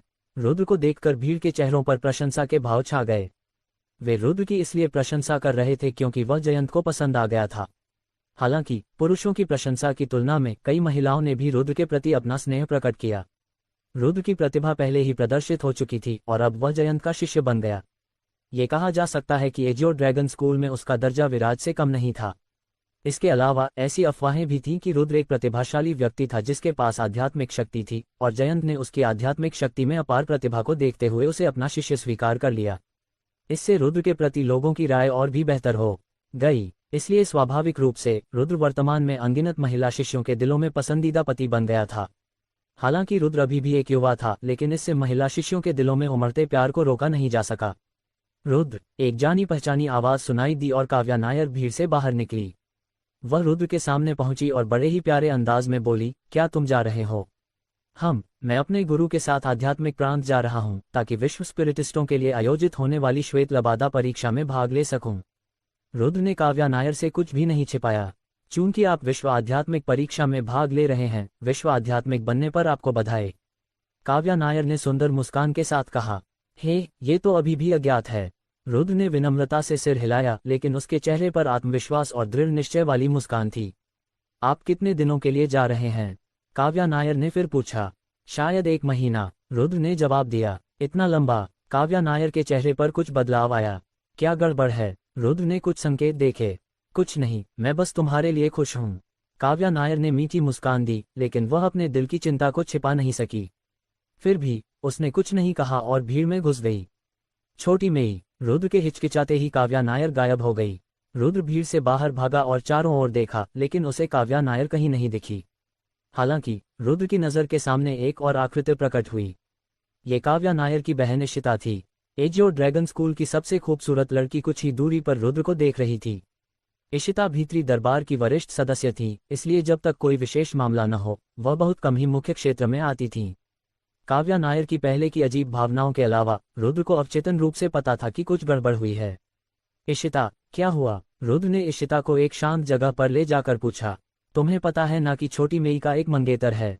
इशिता ने जवाब नहीं दिया, बल्कि एक सवाल के साथ प्रतिक्रिया दी। शांतनु परिवार से है ना? उसके बारे में क्या? रुद्र ने पूछा। लगता है तुम्हें कुछ तो पता है। इशिता मुस्कुराई, लेकिन उसकी मुस्कान बहुत अजीब थी। इसके बाद उसने फिर कहा, शांतनु और छोटी मेई की शादी की प्रक्रिया आगे बढ़ चुकी है।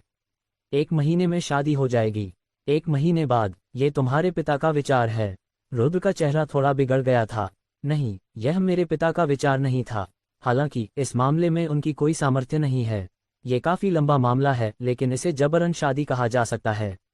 इशिता ने कहा। जबरन शादी? मजाक है। सिंदूरी पक्षी नगर के प्रतिष्ठित गुरु को उनके ही शहर के एक परिवार द्वारा जबरन शादी के लिए मजबूर किया जा रहा है। जाहिर है रुद्र को इस पर विश्वास नहीं हुआ। शांतनु परिवार को कम मत समझो। उनके पास सिंदूरी पक्षी नगर पर नियंत्रण के अधिकार के लिए लड़ने की योग्यता पहले से ही है, और इसके अलावा उन्हें अपने परिवार के लिए एक समर्थक भी मिल गया है। इशिता ने कहा, मेरे सिंदूरी पक्षी नगर परिवार के लिए वर्तमान स्थिति अच्छी नहीं है। समर्थक? कौन सा समर्थक? रुद्र ने पूछा। उसके बारे में मत पूछो। कुल मिलाकर यह ऐसी चीज नहीं है जिसे तुम संभाल सको। मैं तुमसे सिर्फ एक सवाल पूछ रही हूँ, क्या तुम छोटी मेई को लेकर जा सकते हो? इशिता की खूबसूरत आंखें रुद्र को घूर रही थीं। मैं नहीं कर सकता, रुद्र ने बिना किसी झिझक के दृढ़ता से उत्तर दिया। तुम? रुद्र के शब्दों को सुनकर इशिता का बेहद खूबसूरत चेहरा गुस्से से थोड़ा पीला पड़ गया। रुद्र ने कुछ भी नहीं बताया, वह बस मुड़ा और चौक की ओर चल पड़ा। रुद्र, तुम्हारे बारे में मेरी सोच गलत थी। छोटी मेई की सोच तो और भी बड़ी गलत थी। पीछे से इशिता की गुस्से भरी आवाज आई। रुद्र रुक गया, अपना सिर घुमाया और बोला, मुझे छोटी मेई को यहाँ से क्यों लाना है? क्या भाग जाना है? क्या बच निकलना है? हमें भागने की क्या जरूरत है? हमने क्या गलती की है? या हम किस बात से डर रहे हैं? इशिता को समझ नहीं आ रहा था कि वह क्या जवाब दे, क्योंकि उसे वास्तव में समझ नहीं आया था कि रुद्र का क्या मतलब था। मैं, रुद्र, इस मामले से भागूंगा नहीं। 1 महीने बाद सिंदूरी पक्षी पर्वत श्रृंखला में मैं तुमसे वहीं मिलूंगा। रुद्र ये शब्द कहकर चला गया। उसने इशिता को उन शब्दों पर विचार करने के लिए छोड़ दिया, हालांकि वो उन्हें समझ नहीं पाए। काव्या नायर तो बड़ी प्यारी लड़की है। उसका पारिवारिक जीवन अच्छा है और उसकी प्रतिभा भी लाजवाब है। उसकी खूबसूरती की तो बात ही क्या करें। तो क्या मैं तुम्हें शादी का प्रस्ताव देने में मदद करूं? चौक पर लौटकर जयंत मुस्कुराया और बोला, गुरुजी, आपकी अच्छी मंशा के लिए धन्यवाद, लेकिन मैं इतनी जल्दी शादी नहीं करना चाहता। रुद्र ने मुस्कुराते हुए जवाब दिया, चलो चलें। जयंत उछला और सफेद सिर वाले बाज पर सवार हो गया। रुद्र भी दूसरे सफेद सिर वाले बाज पर सवार हो गया। दोनों चीलों ने एक ही समय पर अपने पंख खोले और उनके विशाल पंख कई मीटर लंबे थे। दोनों के पंख फड़फड़ाए और हवा चलने लगी। तेज हवा गरज रही थी और वे तेज धारदार चाकुओं की तरह लग रहे थे। यहाँ तक कि चौक पर मौजूद प्रमुख शिष्यों और वरिष्ठ बुजुर्गों को भी इसे सहन करना मुश्किल हो रहा था, क्योंकि वे हवा के झोंकों से पीछे की ओर उड़ रहे थे। तेज हवा के बीच 2 सफेद सिर वाले चील हवा में उठे और सीधे आकाश में उड़ गए। उन्होंने पहले चौक के 2 चक्कर लगाए और फिर तीर की तरह आध्यात्मिक प्रांत की ओर तेजी से बढ़े। सभी का ध्यान उस भव्य दृश्य पर केंद्रित था और अधिकांश लोगों के चेहरे प्रशंसा और लालसा से भरे हुए थे।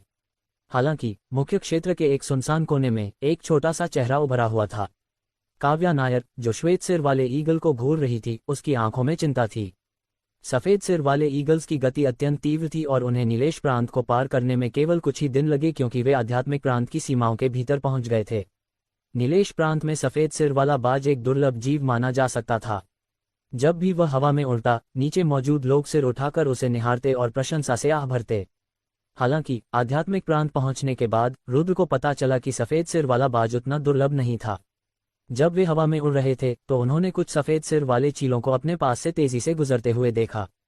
उनकी गति उन चीलों से भी तेज थी जिन पर वे सवार थे, और स्पष्ट रूप से वे बेहतर गुणवत्ता के थे। इससे रुद्र को लगा कि जिस नीलेश प्रांत में वह रहता था, वह शायद वास्तव में आध्यात्मिक प्रांत की तुलना में पतन की ओर था। इसमें कोई आश्चर्य नहीं कि उसके गुरु जयंत ने ऐसा कहा था।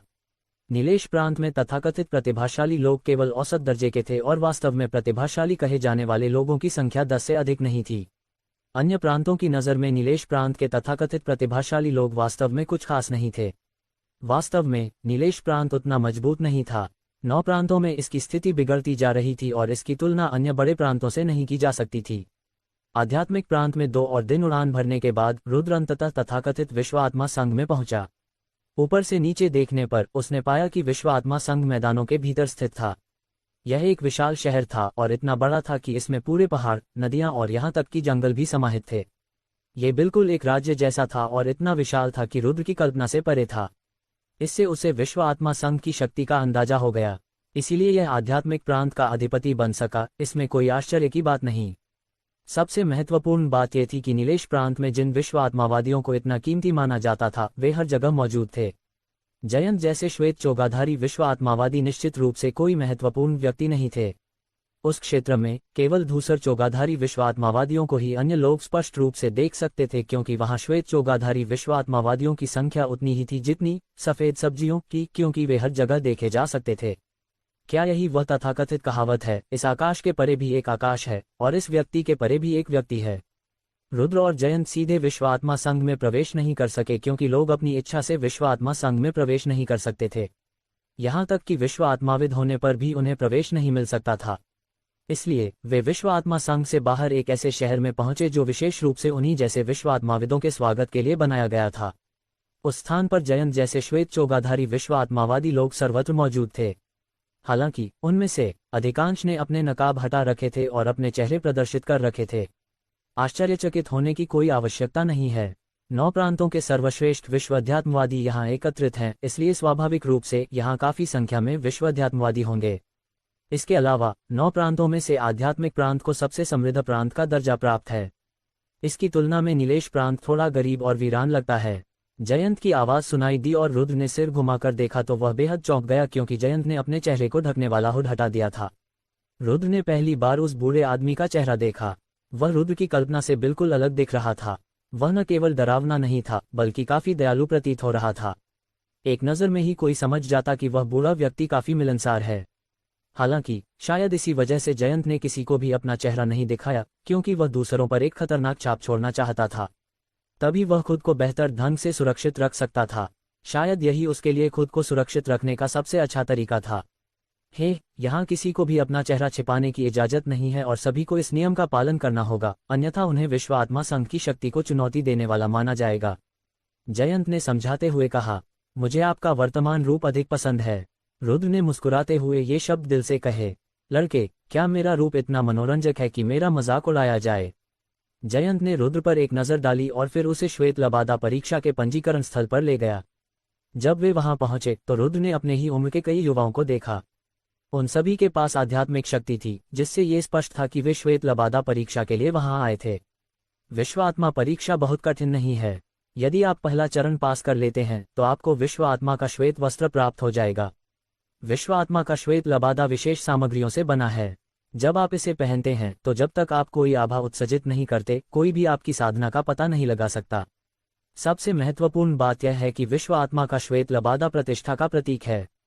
भविष्य में यदि आप इस श्वेत लबादे को पहनकर नीलेश प्रांत में लौटते हैं तो मुझे लगता है कि कोई भी आपको फिर कभी नीचा नहीं देखेगा। कई शक्तियां तो आपसे मित्रता करना चाहेंगी और आपको अतिथि के रूप में आमंत्रित करना चाहेंगी। लेकिन बेशक आध्यात्मिक निर्माण तकनीक स्थापित करना शारीरिक कार्य है और आध्यात्मिक संरचनाओं की संरचनाएं स्थापित करना उससे भी अधिक शारीरिक कार्य होगा। किसी संपूर्ण शक्ति को समाहित करने वाली आध्यात्मिक संरचना स्थापित करना एक बहुत बड़ी परियोजना है। बाहरी लोग तो हम विश्व आत्मावादियों की महिमा ही देखते हैं, लेकिन उन्हें ये भी नहीं पता कि हमें कितनी मेहनत करनी पड़ती है। रुद्र को परीक्षा में भाग लेने के लिए योग्यता बैज दिलाने के बाद जयंत ने उसे यह बात याद दिलाई। गुरुजी, पहला चरण पार करने के अलावा क्या कोई दूसरा चरण भी है? रुद्र ने उत्सुकता से पूछा।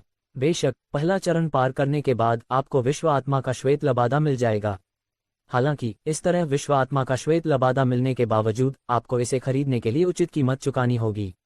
जयंत ने उत्तर दिया। क्या आपको इसे खरीदना है? इसकी कीमत कितनी है? रुद्र ने उत्सुकता से पूछा। एक विश्व आत्मा श्वेत लबादे की कीमत 1000 उत्पत्ति मन के है और यह आपको पहला चरण उत्तीर्ण करने पर मुफ्त में मिलता है। अन्यथा आप इसे खरीदना भी चाहें तो नहीं खरीद सकते। जयंत ने कहा। इतना महंगा? रुद्र पूरी तरह से हैरान था। उसके लिए 1000 उत्पत्ति मन के वाकई बहुत बड़ी संख्या थी। चिंता मत करो, मैंने तुम्हारे लिए पहले से ही तैयारी कर रखी है। जैसे ही तुम पहला चरण पार कर लोगे, विश्व आत्मा का श्वेत लबादा तुम्हारा हो जाएगा। जयंत ने रुद्र को स्नेहपूर्वक देखा। उस समय अगर रुद्र कहता कि उसे कोई फर्क नहीं पड़ा तो वह झूठ होता। फिर भी उसने उत्सुकता से पूछा, गुरुजी, क्या आप जानते हैं कि विश्व आत्मा धूसर चोगा की कीमत कितनी है? विश्व आत्मा का धूसर लबादा? मैंने इससे पहले कभी धूसर लबादा परीक्षा नहीं दी है, क्योंकि यह आम विश्व आत्मावादियों के लिए संभव नहीं है। इसके अलावा विश्व आत्मा का धूसर लबादा प्राप्त करना विश्व आत्मावादियों के लिए अत्यंत सम्मान की बात है, तो इसे बेचा क्यों जाए? जयंत ने सिर हिलाया। लेकिन अगर कोई इसे बेचना चाहे तो? उदाहरण के लिए, अगर किसी के पास एक अतिरिक्त विश्व आत्मा धूसर चोगा हो जिसे वह बेचना चाहे, तो उसकी कीमत कितनी होगी? रुद्र बेहद उत्सुक था, क्योंकि उसके हाथों में एक धूसर चोगा था। ये कहना काफी मुश्किल है। आखिरकार आम लोगों को विश्व आत्मा धूसर चोगा की ज्यादा जरूरत नहीं होती, और अगर कोई इसे खरीदना भी चाहे तो उसे विश्व आत्मावादी होना पड़ेगा। हालांकि धूसर चोगा परीक्षा की कठिनाई को देखते हुए विश्व आत्मा धूसर चोगा की कीमत उचित होगी, भले ही इसे गहन मनकों की इकाई के रूप में गिना जाए। लगभग 1000 गहन मन के, जयंत ने कहा। 1000 गहन मन के? रुद्र बेहद खुश था। ये वाकई एक बहुत बड़ी संख्या थी। यदि एक गहन मन का 1000 उत्पत्ति मनकों के बराबर था तो 1000 गहन मन के 10 लाख उत्पत्ति मनकों के बराबर थे। 10 लाख उत्पत्ति मनकों के बराबर। अगर रुद्र की दिव्य बिजली और भी ज्यादा लालची हो जाती तो भी यह मात्रा उसके लिए कुछ समय तक पर्याप्त होती। कौन जाने 10 लाख उत्पत्ति मोतियों का सेवन करने के बाद रुद्र की साधना किस स्तर तक पहुंच जाएगी। हजारों गहन मन के कोई छोटी संख्या नहीं है। मेरे लिए भी, आज मैंने आपके लिए जो 1000 उत्पत्ति मन के तैयार किए हैं, वही मेरा सब कुछ है। हजारों गहन मन के विश्व आत्मावादी जो इतनी राशि का भुगतान कर सकते हैं, वे इसे विश्व आत्मा के धूसर लबादे को खरीदने में खर्च नहीं करेंगे, बल्कि इसे प्राप्त करने के लिए अपनी स्वयं की शक्ति पर भरोसा करेंगे, क्योंकि उन्हें ऐसा करने में सक्षम होना चाहिए। जैसे ही रुद्र की कल्पनाएं बेकाबू हो गईं और वह ये योजना बनाने लगा कि वह उस विश्व आत्मा के धूसर चोगे को कैसे बेचेगा, जयंत ने रुद्र पर ठंडे पानी की एक बाल्टी छिड़क दी। हालांकि और गहराई से सोचने पर 1000 गहन मन के वास्तव में बहुत बड़ी संख्या थी, चाहे वह कोई भी हो। अगर उनका पृष्ठभूमि प्रभावशाली नहीं था, तो इतने धनी होने के लिए उनमें असाधारण शक्ति होनी चाहिए। जैसे जैसे रुद्र को विश्वात्मा धूसर चोगा की कीमत के बारे में अधिक जानकारी मिलती गई, उसे बैंगनी वस्त्र पहने वह लड़की असाधारण लगने लगी। इतनी कम उम्र में धूसर चोगाधारी विश्व आत्माविद होना उसकी असाधारण प्रतिभा को दर्शाता था। अगर वह उस दिन प्रकट नहीं होती और अगर रुद्र केवल अपनी थोड़ी सी आध्यात्मिक निर्माण शक्ति का उपयोग करता, तो वह संभवतः अद्वितीय गुप्त कौशल श्वेत बाघ वध तकनीक को प्रकट करने में असमर्थ होता। तो गुरुजी, क्या इसका मतलब यह है कि पहले चरण को पार करने के बाद दूसरा चरण भी है? रुद्र ने फिर पूछा। जी हाँ, दूसरा चरण भी है। दूसरा चरण पार करने के बाद विश्व आत्मा श्वेत लबादा न केवल मुफ्त में मिल जाएगा, बल्कि उसे पुरस्कार भी मिलेगा। लेकिन आम लोग उस चरण को पार नहीं कर सकते। मेरे जमाने में मैं भी उस चरण को पार नहीं कर पाया था। जयंत ने सिर हिलाते हुए कहा। ओह, मैं गलत तो नहीं हूँ, ये जयंत हैं। ठीक उसी समय अचानक एक अजीब सी आवाज सुनाई दी। देखने पर पता चला कि सफेद चोगा पहने एक छोटा बूढ़ा आदमी रुद्र और जयंत की ओर आ रहा था। चलते समय वह लंगड़ा रहा था। वह थोड़ा विकलांग लग रहा था। लंगड़ाते हुए बूढ़े आदमी के पीछे एक युवक भी था। वह रुद्र से उम्र में बड़ा था, लगभग 17 वर्ष का, और उसके चेहरे पर घमंड साफ झलक रहा था। उसकी निगाहें रुद्र के प्रति तिरस्कार से भरी थीं, मानो उसके पास दूसरों से कुछ ज्यादा ही ताकत हो। तो तुम किम हो? तुम्हें काफी समय से नहीं देखा। लंगड़ाते हुए बूढ़े आदमी को देखकर जयंत का चेहरा काफी बिगड़ गया था। हाँ, सच में तुम ही हो। बूढ़े जयंत, मैंने सुना है कि तुम एजियो ड्रैगन स्कूल में अतिथि एल्डर बन गए हो। किम ने मुस्कुराते हुए मजाक में कहा। जयंत ने मुस्कुराते हुए मन ही मन इसे स्वीकार कर लिया। हालांकि उसे यह उम्मीद नहीं थी कि किम और भी अनुचित व्यवहार करेगा और जोर से कहेगा, छी छी छी, चाहे जैसे भी कहो, तुम फिर भी एक विश्वात्मावादी हो। एक छोटे से घटिया स्कूल में अतिथि बुजुर्ग बनकर तुम इतने नीच कैसे हो सकते हो? शायद उसकी क्षमता अपर्याप्त है और अच्छे स्कूल उसे स्वीकार नहीं करते। ठीक उसी समय किम के पीछे खड़े युवक ने बोलना शुरू किया। अगर तुमने एक भी शब्द ज्यादा बोला, तो क्या तुम्हें लगता है कि मैं तुम्हें अपाहिज कर दूंगा? ये सुनकर रुद्र चुप नहीं रह सका और उसने उस युवक की ओर इशारा करते हुए ठंडे स्वर में चिल्लाया, अरे, ये छोटा बदमाश कहाँ से आ गया? कितना बदतमीज है। बूढ़े जयंत, ये आपका शिष्य तो नहीं है ना? किम ने रुद्र की तरफ देखा और उसकी आंखों में तिरस्कार के भाव उभर आए। किम, संभल कर बोलो। भले ही उस साल मैं तुमसे हार गया था, लेकिन इसका मतलब यह नहीं कि अब मैं तुमसे डरता हूँ। जयंत का चेहरा भी आखिरकार उतर गया। बूढ़े जयंत, ये कैसा रवैया है? क्या तुम मुझसे एक बार फिर हारना चाहते हो? किम ने ताना मारते हुए कहा। क्यों न इसे आजमा कर देखें? जयंत की आभा घूमने लगी और उसके आसपास की हवा में बदलाव आया। अरे, लेकिन हम दोनों के बीच करने के लिए क्या है? चलिए इसे और रोचक बनाते हैं और अपने शिष्यों को भी इसे आजमाने का मौका देते हैं। हालांकि किम की निगाहें रुद्र पर टिक गईं और उसके होठों के कोने पर एक घृणित मुस्कान थी जो उसकी उम्र के अनुरूप नहीं थी। उन्हें पहले ही पता चल गया था कि रुद्र उत्पत्ति क्षेत्र के प्रथम स्तर का साधक है। उस साधना स्तर के साथ उनका शिष्य बिना किसी दबाव के रुद्र को पूरी तरह से पराजित कर सकता था। जयंत ने कोई जवाब नहीं दिया और वह केवल रुद्र की ओर देखता रहा, क्योंकि किम के शिष्य के पास उत्पत्ति क्षेत्र के 5वें स्तर की साधना थी। हालांकि उनकी साधना का स्तर रोहन के समान ही था, लेकिन आखिरकार वे विश्व आत्मा विशेषज्ञ और एक उच्च कोटि के विद्यालय के प्रमुख शिष्य थे। स्वाभाविक रूप से उनकी तुलना रोहन से नहीं की जा सकती थी, इसलिए जयंत ने रुद्र को निर्णय लेने के लिए कहा। गुरुजी, मैं आपसे विनती करता हूँ, मुझे इस अज्ञानी को सबक सिखाने दीजिए। रुद्र ने कहा। ठीक है रुद्र, जाओ उससे कुछ वार करो। जयंत ने संतुष्टि से सिर हिलाया। उन्हें रुद्र पसंद था, जो न आकाश से डरता था और न ही पृथ्वी से। लड़ाई झपटी, मुक्कों और लातों में आंखें नहीं होती, इसलिए फटी हुई नसें या टूटी हड्डियां किसी पर दोष नहीं लगा सकती। किम को अपने शिष्य पर पूरा भरोसा था। मुझे पहले से ही लग रहा है कि तुम्हारा शिष्य बुरी तरह घायल हो जाएगा। जयंत को रुद्र पर पूरा भरोसा था। हम देखते हैं कि तुम्हारे शिष्य में वह क्षमता है या नहीं। यशपाल, जाओ उसे दर्द का स्वाद चखाओ। किम ने ठंडे स्वर में कहा। जी साहब। यशपाल नाम का युवक सबसे पहले एक खुले मैदान की ओर बढ़ा। उसने घमंड से हाथ से हुक का आकार बनाया और रुद्र को उधर आने का इशारा किया। हम जैसे ही रुद्र आगे बढ़ा, किम के एक विचार से उसने शक्तिशाली आध्यात्मिक निर्माण की एक परत बनाई और रुद्र और यशपाल को उसके भीतर घेर लिया। किम, तुम क्या कर रहे हो? ये देखकर जयंत गुस्से से चिल्लाया। बूढ़े जयंत, आपको किस बात की चिंता है? ये विश्व आत्मा संघ की संपत्ति है। मैंने आध्यात्मिक संरचना इसलिए बनाई है क्योंकि मैं नहीं चाहता कि ये दोनों बच्चे यहाँ कुछ भी तोड़फोड़ करें। किम ने चालाकी से यह कहा, लेकिन उसका इरादा यशपाल को आंख मारकर घूरने का था। यशपाल ने मुस्कुराते हुए यह बात समझ ली और रुद्र की ओर उसकी निगाहें और भी तीखी और उग्र हो गया। गुरुजी, वह अपन सही कह रहा है, विश्व आत्मा संघ की संपत्ति को नुकसान न पहुंचाना ही बेहतर है। तो एहतियात के तौर पर गुरुजी, आपको आध्यात्मिक निर्माण की एक परत भी बिछा देनी चाहिए। मुझे डर है कि उस अपाहिज ने अधूरा आध्यात्मिक निर्माण बिछा दिया होगा जिसे मैं तोड़ दूंगा। रुद्र ने ये बात जोर से कही और अपाहिज शब्द सुनकर किम की भौहें तन गईं और वह गुस्से से भौहें चढ़ा बैठा। हालांकि अपने शिष्य द्वारा रुद्र की पिटाई करने के बारे में सोचते हुए उसने अपने गुस्से को काबू में कर लिया। मैं आपकी बात सुनूंगा। रुद्र को थोड़ा बहुत समझने वाले जयंत स्वाभाविक रूप से समझ गए कि रुद्र क्या कहना चाह रहे हैं। बिना देर किए उन्होंने लगातार 3 और आध्यात्मिक निर्माण की परतें बिछाईं और रुद्र और यशपाल को पैरों से लेकर सिर तक कसकर जकड़ लिया। हालांकि उनके लिए खुद को बाहर निकालना मुश्किल था, लेकिन दूसरों के लिए भी अंदर आना मुश्किल था। आओ कुत्ते, मुझे अपने फूलों जैसे मुंह के और शानदार लाते दिखाओ। रुद्र ने यशपाल की ओर हाथ से इशारा किया। तेरे कुत्ते को धिक्कार है। रुद्र द्वारा इस तरह पुकारे जाने पर यशपाल क्रोधित हो गया। उसने मुट्ठी तान दी और जैसे ही मुट्ठी हवा में रुद्र की ओर बढ़ी, उसकी उत्पत्ति शक्ति संघनित हो गई। हालांकि रुद्र उसके हमले का सामना करते हुए 1 इंच भी नहीं हिला। उसने पलक भी नहीं झपकाए और एक ही विचार से आध्यात्मिक निर्माण की शक्ति का प्रयोग किया। उसके सामने 1 मीटर की दूरी पर आध्यात्मिक निर्माण की दीवार बन गई। टकराना, एक जोरदार धमाका हुआ और लहरें उठ उठीं, लेकिन रुद्र पर इसका जरा भी असर नहीं हुआ। उसके द्वारा बनाई गई आध्यात्मिक संरचना ने यशपाल के हमले को आसानी से रोक दिया। बहुत बढ़िया तरीका है। इस लड़के का भविष्य उज्ज्वल है। वह इलाका मूल रूप से एक शहर था, इसलिए वहां काफी राहगीर आते जाते रहते थे। जब उन्होंने देखा कि 2 युवक आपस में लड़ रहे हैं, तो स्वाभाविक रूप से कई लोग रुककर देखने लगे। रुद्र को इतनी कम उम्र में इतनी सहजता से आध्यात्मिक निर्माण का उपयोग करते देख कई लोगों ने प्रशंसा भरी आहें भरीं। यशपाल, दया मत दिखाओ और जमकर हमला करो। जब उसने देखा कि दर्शक रुद्र की प्रशंसा कर रहे हैं, तो किम चुप नहीं रह सका और उसने अपनी स्थिति की परवाह किए बिना चिल्लाकर कहा, अरे बदमाश, देखते हैं तुम इसे कैसे रोक पाओगे।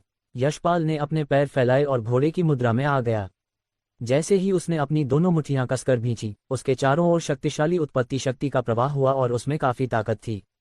यदि आध्यात्मिक संरचना उसे नियंत्रित न करती तो निश्चित रूप से काफी रेत और पत्थर उड़ जाते। शक्ति का भंडारण। ये शक्ति भंडारण सरल नहीं था और वह एक शक्तिशाली मार्शल कौशल की तैयारी कर रहा था। इसकी शक्ति की बात करें तो ये निस्संदेह रैंक 5 से कम नहीं होगी।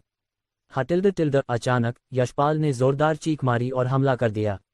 हमले के साथ ही उसने चिल्लाकर कहा, स्वर्ग के कुत्ते का उल्कापिंड मुक्का। जब वह मुक्का निकला तो उसने दुनिया को हिला दिया और कुत्तों के झुंड के लगातार चिल्लाने जैसी आवाज ने सबको चौंका दिया। इस तरह स्वर्ग के कुत्ते के उल्कापिंड मुक्के की रहस्यमयी शक्ति ने जंगली कुत्तों के भौंकने जैसी ध्वनि प्रदूषण के साथ आप पर हमला कर दिया। हालांकि मुट्ठी से निकलने वाली कुत्ते के भौंकने जैसी आवाज में पहले से ही नुकसान पहुंचाने की बेहद मजबूत शक्ति निहित थी और लोग उसे रोक नहीं सकते थे, फिर भी नुकसान पहुंचाने की सबसे बड़ी शक्ति मुट्ठी के सार में ही छिपी हुई थी। उल्कापिंड के समान मुंह के रुद्र की ओर बढ़े और उनकी शक्ति और ताकत को कम नहीं आंका जा सकता था। यहां तक कि एक छोटा पहाड़ या महल भी उन मुक्कों से ध्वस्त हो सकता था। हालांकि उसका प्रतिद्वंदी रुद्र था। उसने न तो हमले से बचने की कोशिश की और न ही उससे बचाव किया। उसने यशपाल के शक्तिशाली हमलों को रोकने के लिए केवल अपने सामने मौजूद आध्यात्मिक निर्माण का सहारा लिया। Boom boom boom boom boom. जब हर मुट्ठी आध्यात्मिक निर्माण को छूती थी तो वे आतिशबाजी की तरह आध्यात्मिक निर्माण पर खूबसूरती से फट जाती थीं। हालांकि अंतहीन लहरों और अंतहीन मुट्ठियों में उस आध्यात्मिक संरचना को हिलाने का भी कोई तरीका नहीं था। उसे तोड़ने की तो बात ही छोड़िए, उसमें कोई छोटी दरार भी नहीं आई। यह इतना आसान नहीं है। लड़का जिस मार्शल आर्ट कौशल का उपयोग कर रहा है वह कम से कम रैंक 5 का है और उसने इसकी शक्ति का कम से कम 90% उपयोग किया है। लेकिन उस मार्शल आर्ट की क्षमता उस युवक के आध्यात्मिक निर्माण को हिला भी नहीं सकती। इससे पता चलता है कि उसका आध्यात्मिक निर्माण कितना उच्च कोटि का है। रुद्र का प्रदर्शन वाकई देखने लायक था, इसलिए वहां मौजूद भीड़ ने एक बार फिर प्रशंसा में आह भरी। ये तो कुछ भी नहीं है।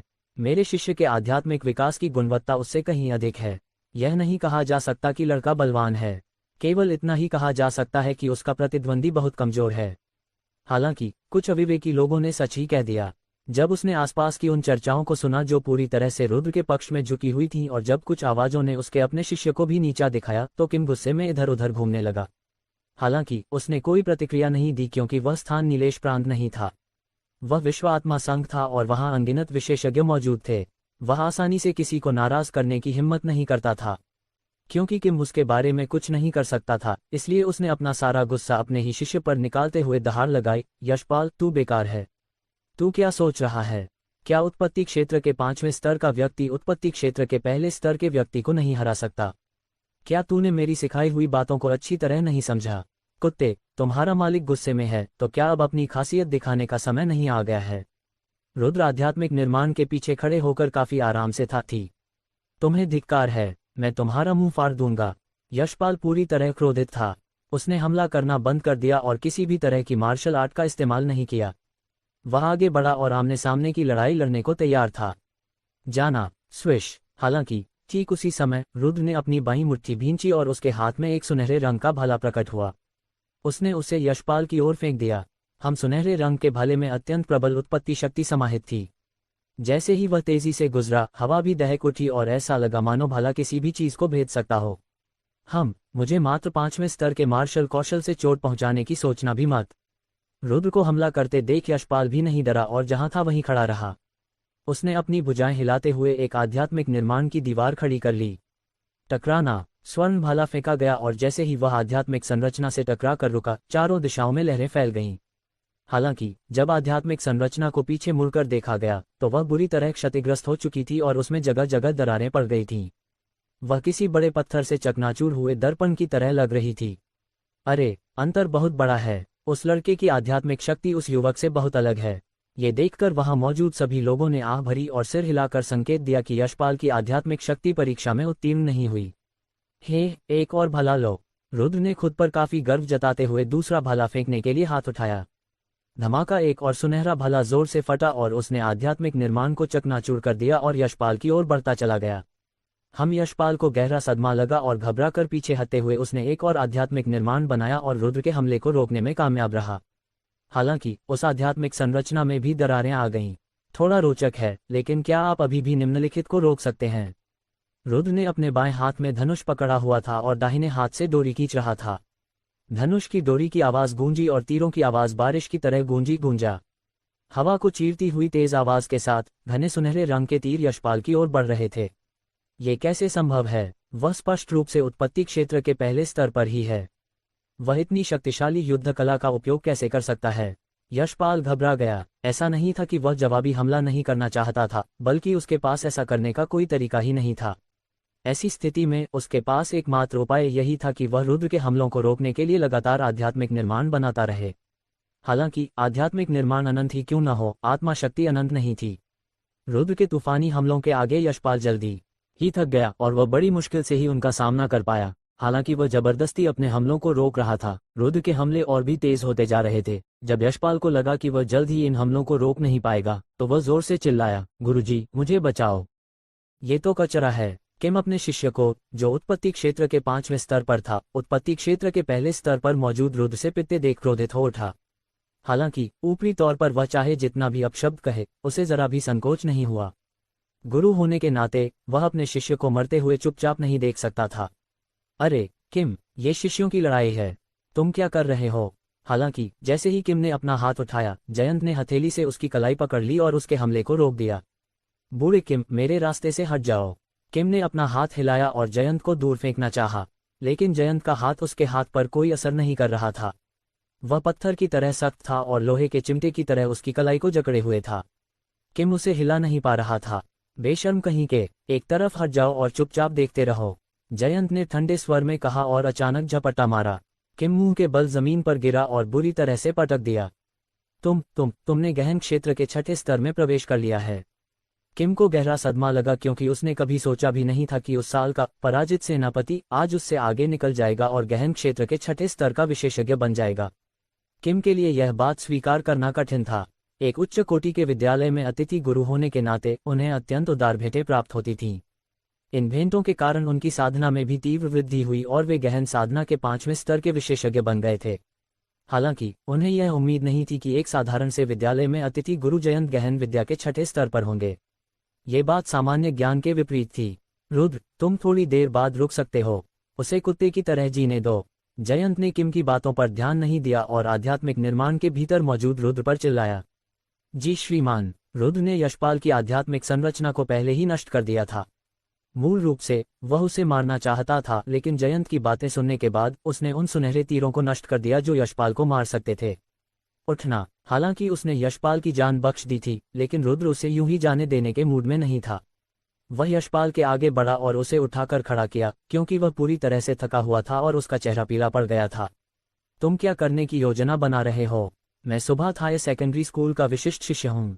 यदि तुमने मुझे मारने की हिम्मत की तो मेरा स्कूल तुम्हें कभी क्षमा नहीं करेगा। यशपाल का सारा अहंकार गायब हो चुका था और उसकी आंखों में भय स्पष्ट दिखाई दे रहा था। तुम्हें धिक्कार है। रुद्र ने उसकी निरर्थक बातों पर ध्यान दिए बिना यशपाल के मुंह पर घूंसा मार दिया। मुक्का पड़ते ही जमीन पर दांत बिखर गए। रुद्र के मुंह में यशपाल के कई दांत टूट गए। यशपाल ने खून से लथपथ अपने मुंह को ढंक लिया और जमीन पर बिखरे टूटे दांतों को देखा। उसका रोने का मन कर रहा था, पर आंसू नहीं निकल रहे थे। दांतों के बिना सुभाथ हायर सेकेंडरी स्कूल लौटने पर वह किसी का सामना कैसे कर पाएगा? रोने के लिए एक तरफ चले जाओ। लगभग रोते हुए यशपाल को देखकर रुद्र ने अपना पैर उठाया और उसे एक कोने में धकेल दिया। फिर उसने उसकी ओर इशारा करते हुए कहा, भविष्य में बोलने के तरीके पर ध्यान देना। तुम किसी से भी इस तरह बात नहीं कर सकते। हाँ, जो भी हो रुद्र, जंगली कुत्तों का लोगों को काटना आम बात है और पिटाई के बाद तो ठीक ही है। उसके स्तर तक गिरने की कोई जरूरत नहीं है। अपने शिष्य को इतनी जल्दी जीतते देख जयंत का मन प्रसन्न हो गया। उन्हें काफी सुकून मिला और आध्यात्मिक निर्माण को मुक्त करने के बाद वे रुद्र को परीक्षा स्थल पर ले गए। रुद्र, तुमने कमाल कर दिया। उस साल मेरी जो इज्जत खराब हुई थी वह तुमने वापस दिला दी। वे परीक्षा स्थल पर पहुंच गए, लेकिन जयंत ने रुद्र की तारीफ करना नहीं भूला। वह सचमुच बहुत खुश था। गुरुजी, आपकी शक्ति उससे कहीं अधिक है। मैं जानता हूं कि आपने उसके सामने अपना साहस इसलिए नहीं दिखाया क्योंकि आप एक अपंग व्यक्ति को परेशान नहीं करना चाहते थे। रुद्र ने हंसते हुए कहा, तुम्हें बोलना तो बहुत अच्छे से आता है, लेकिन उस साल मैं सच में हार गया था। मैं हार गया तो मैं हार गया। मैं श्वेत लबादा परीक्षा में हार गया। उस वर्ष यदि उसने मुझे बाधा न डाली होती तो शायद मैं देख पाता कि दूसरा चरण कैसा होता है। उस वर्ष की घटना का जिक्र करते हुए जयंत को थोड़ा अफसोस हुआ। गुरुजी, चिंता मत कीजिए। मैं आपके अधूरे सपने को पूरा करने में आपकी मदद करूंगा। मैं अपनी क्षमताओं से द्वितीय चरण पार कर लूंगा और विश्व आत्मा का श्वेत लबादा प्राप्त कर लूंगा। आप मुझ पर एक पैसा भी खर्च नहीं करेंगे। रुद्र आत्मविश्वास से भरा हुआ था। शाबाश, तुम में महत्वाकांक्षा है। अगर तुम वो परीक्षा पास कर लेते हो तो मैं तुम्हें 1000 उत्पत्ति मन के दूंगा। भविष्य में जब तुम्हारी शादी हो जाए तब इनका इस्तेमाल करना। जयंत ने रुद्र के कंधों पर थपथपाया। उन्हें अपने शिष्य से और भी ज्यादा लगाव हो गया था। धन्यवाद गुरुजी। रुद्र की मुस्कान बेहद मनमोहक थी। उनके सौम्य स्वभाव और उनके प्रति उनके व्यवहार को देखकर उन्हें जयंत के काफी करीब होने का एहसास हुआ। क्योंकि विश्वात्मा संघ में आम लोगों के प्रवेश की अनुमति नहीं थी, इसलिए रुद्र को श्वेत लबादा परीक्षा में भाग लेने के लिए अकेले ही प्रवेश करना पड़ा। योग्यता बैज हाथ में लिए रुद्र ने विश्व आत्मा संघ में प्रवेश किया और एक विशाल शहर में कदम रखा जो किसी राज्य जितना बड़ा था। कई स्तरों की जांच के बाद रुद्र एक भव्य महल में पहुंचा। ये सचमुच एक अतुलनीय भव्य महल था। मुख्य हॉल के खंभे इतने मोटे थे कि अगर 10 लोग भी उसके चारों ओर घेरा बनाकर खड़े हो जाते तो भी उसे पूरी तरह से घेर नहीं पाते। वे कई 100 मीटर ऊंचे थे और मानो आकाश को छू रहे हों। वह महल जैसा बिल्कुल नहीं लगता था। वह किसी किले जैसा था। इतना विशाल था वह। विश्व आत्मा संघ के सदस्य महल में हर जगह मौजूद थे। उनमें से प्रत्येक श्वेत चोगाधारी विश्व आत्माविद थे और उनकी आभा का पता नहीं लगाया जा सकता था। हालांकि वे निश्चित रूप से विशेषज्ञ थे और उनकी भुजाओं पर बना विश्व आत्मा संघ का प्रतीक चिन्ह लोगों का ध्यान आकर्षित कर रहा था। मुख्य हॉल के बीचों बीच लोगों ने पहाड़ों और महासागरों का निर्माण किया था। वहां कम से कम 1000 लोग थे और वे सभी युवा थे। सबसे उम्रदराज व्यक्ति की उम्र 20 वर्ष से अधिक नहीं थी। वहां हर जगह प्रतिभाशाली लोग थे और उनकी साधना भी कमजोर नहीं थी। ये जानना कि लवकेश वर्धन को एजियो ड्रैगन स्कूल में प्रतिभाशाली क्यों कहा जाता था, इसका कारण ये था कि उसके पास आध्यात्मिक शक्ति थी जो 10,000 लोगों में से किसी के पास नहीं थी। हालांकि उस क्षण और उस स्थान पर मुख्य हॉल के भीतर 1000 से अधिक लोग मौजूद थे जिनकी उम्र रुद्र के समान थी, लेकिन उनके पास आध्यात्मिक शक्ति भी थी। वह दृश्य सचमुच प्रशंसा से आह भरने पर मजबूर कर देता था। लेकिन अगर इस पर और गहराई से विचार किया जाए तो बात समझ में आ सकती है। आखिर 9 प्रांतों के सभी प्रांतों के प्रतिभाशाली लोग वहां एकत्रित हुए थे। नीलेश प्रांत में आध्यात्मिक शक्ति वाले लोगों की कमी का मतलब यह नहीं था कि अन्य प्रांतों में भी ऐसा ही था। देखो, ये तो विश्व आत्मा संघ के प्रतिभाशाली लोग हैं, अचानक किसी ने चिल्लाकर कहा और उसके बाद सबकी निगाहें उनकी तरफ घूम गईं। दर्जनों युवक धीरे धीरे चलकर आ रहे थे। उनमें से प्रत्येक ने सुनहरे रंग का चोला पहना हुआ था, जो बेहद आकर्षक था।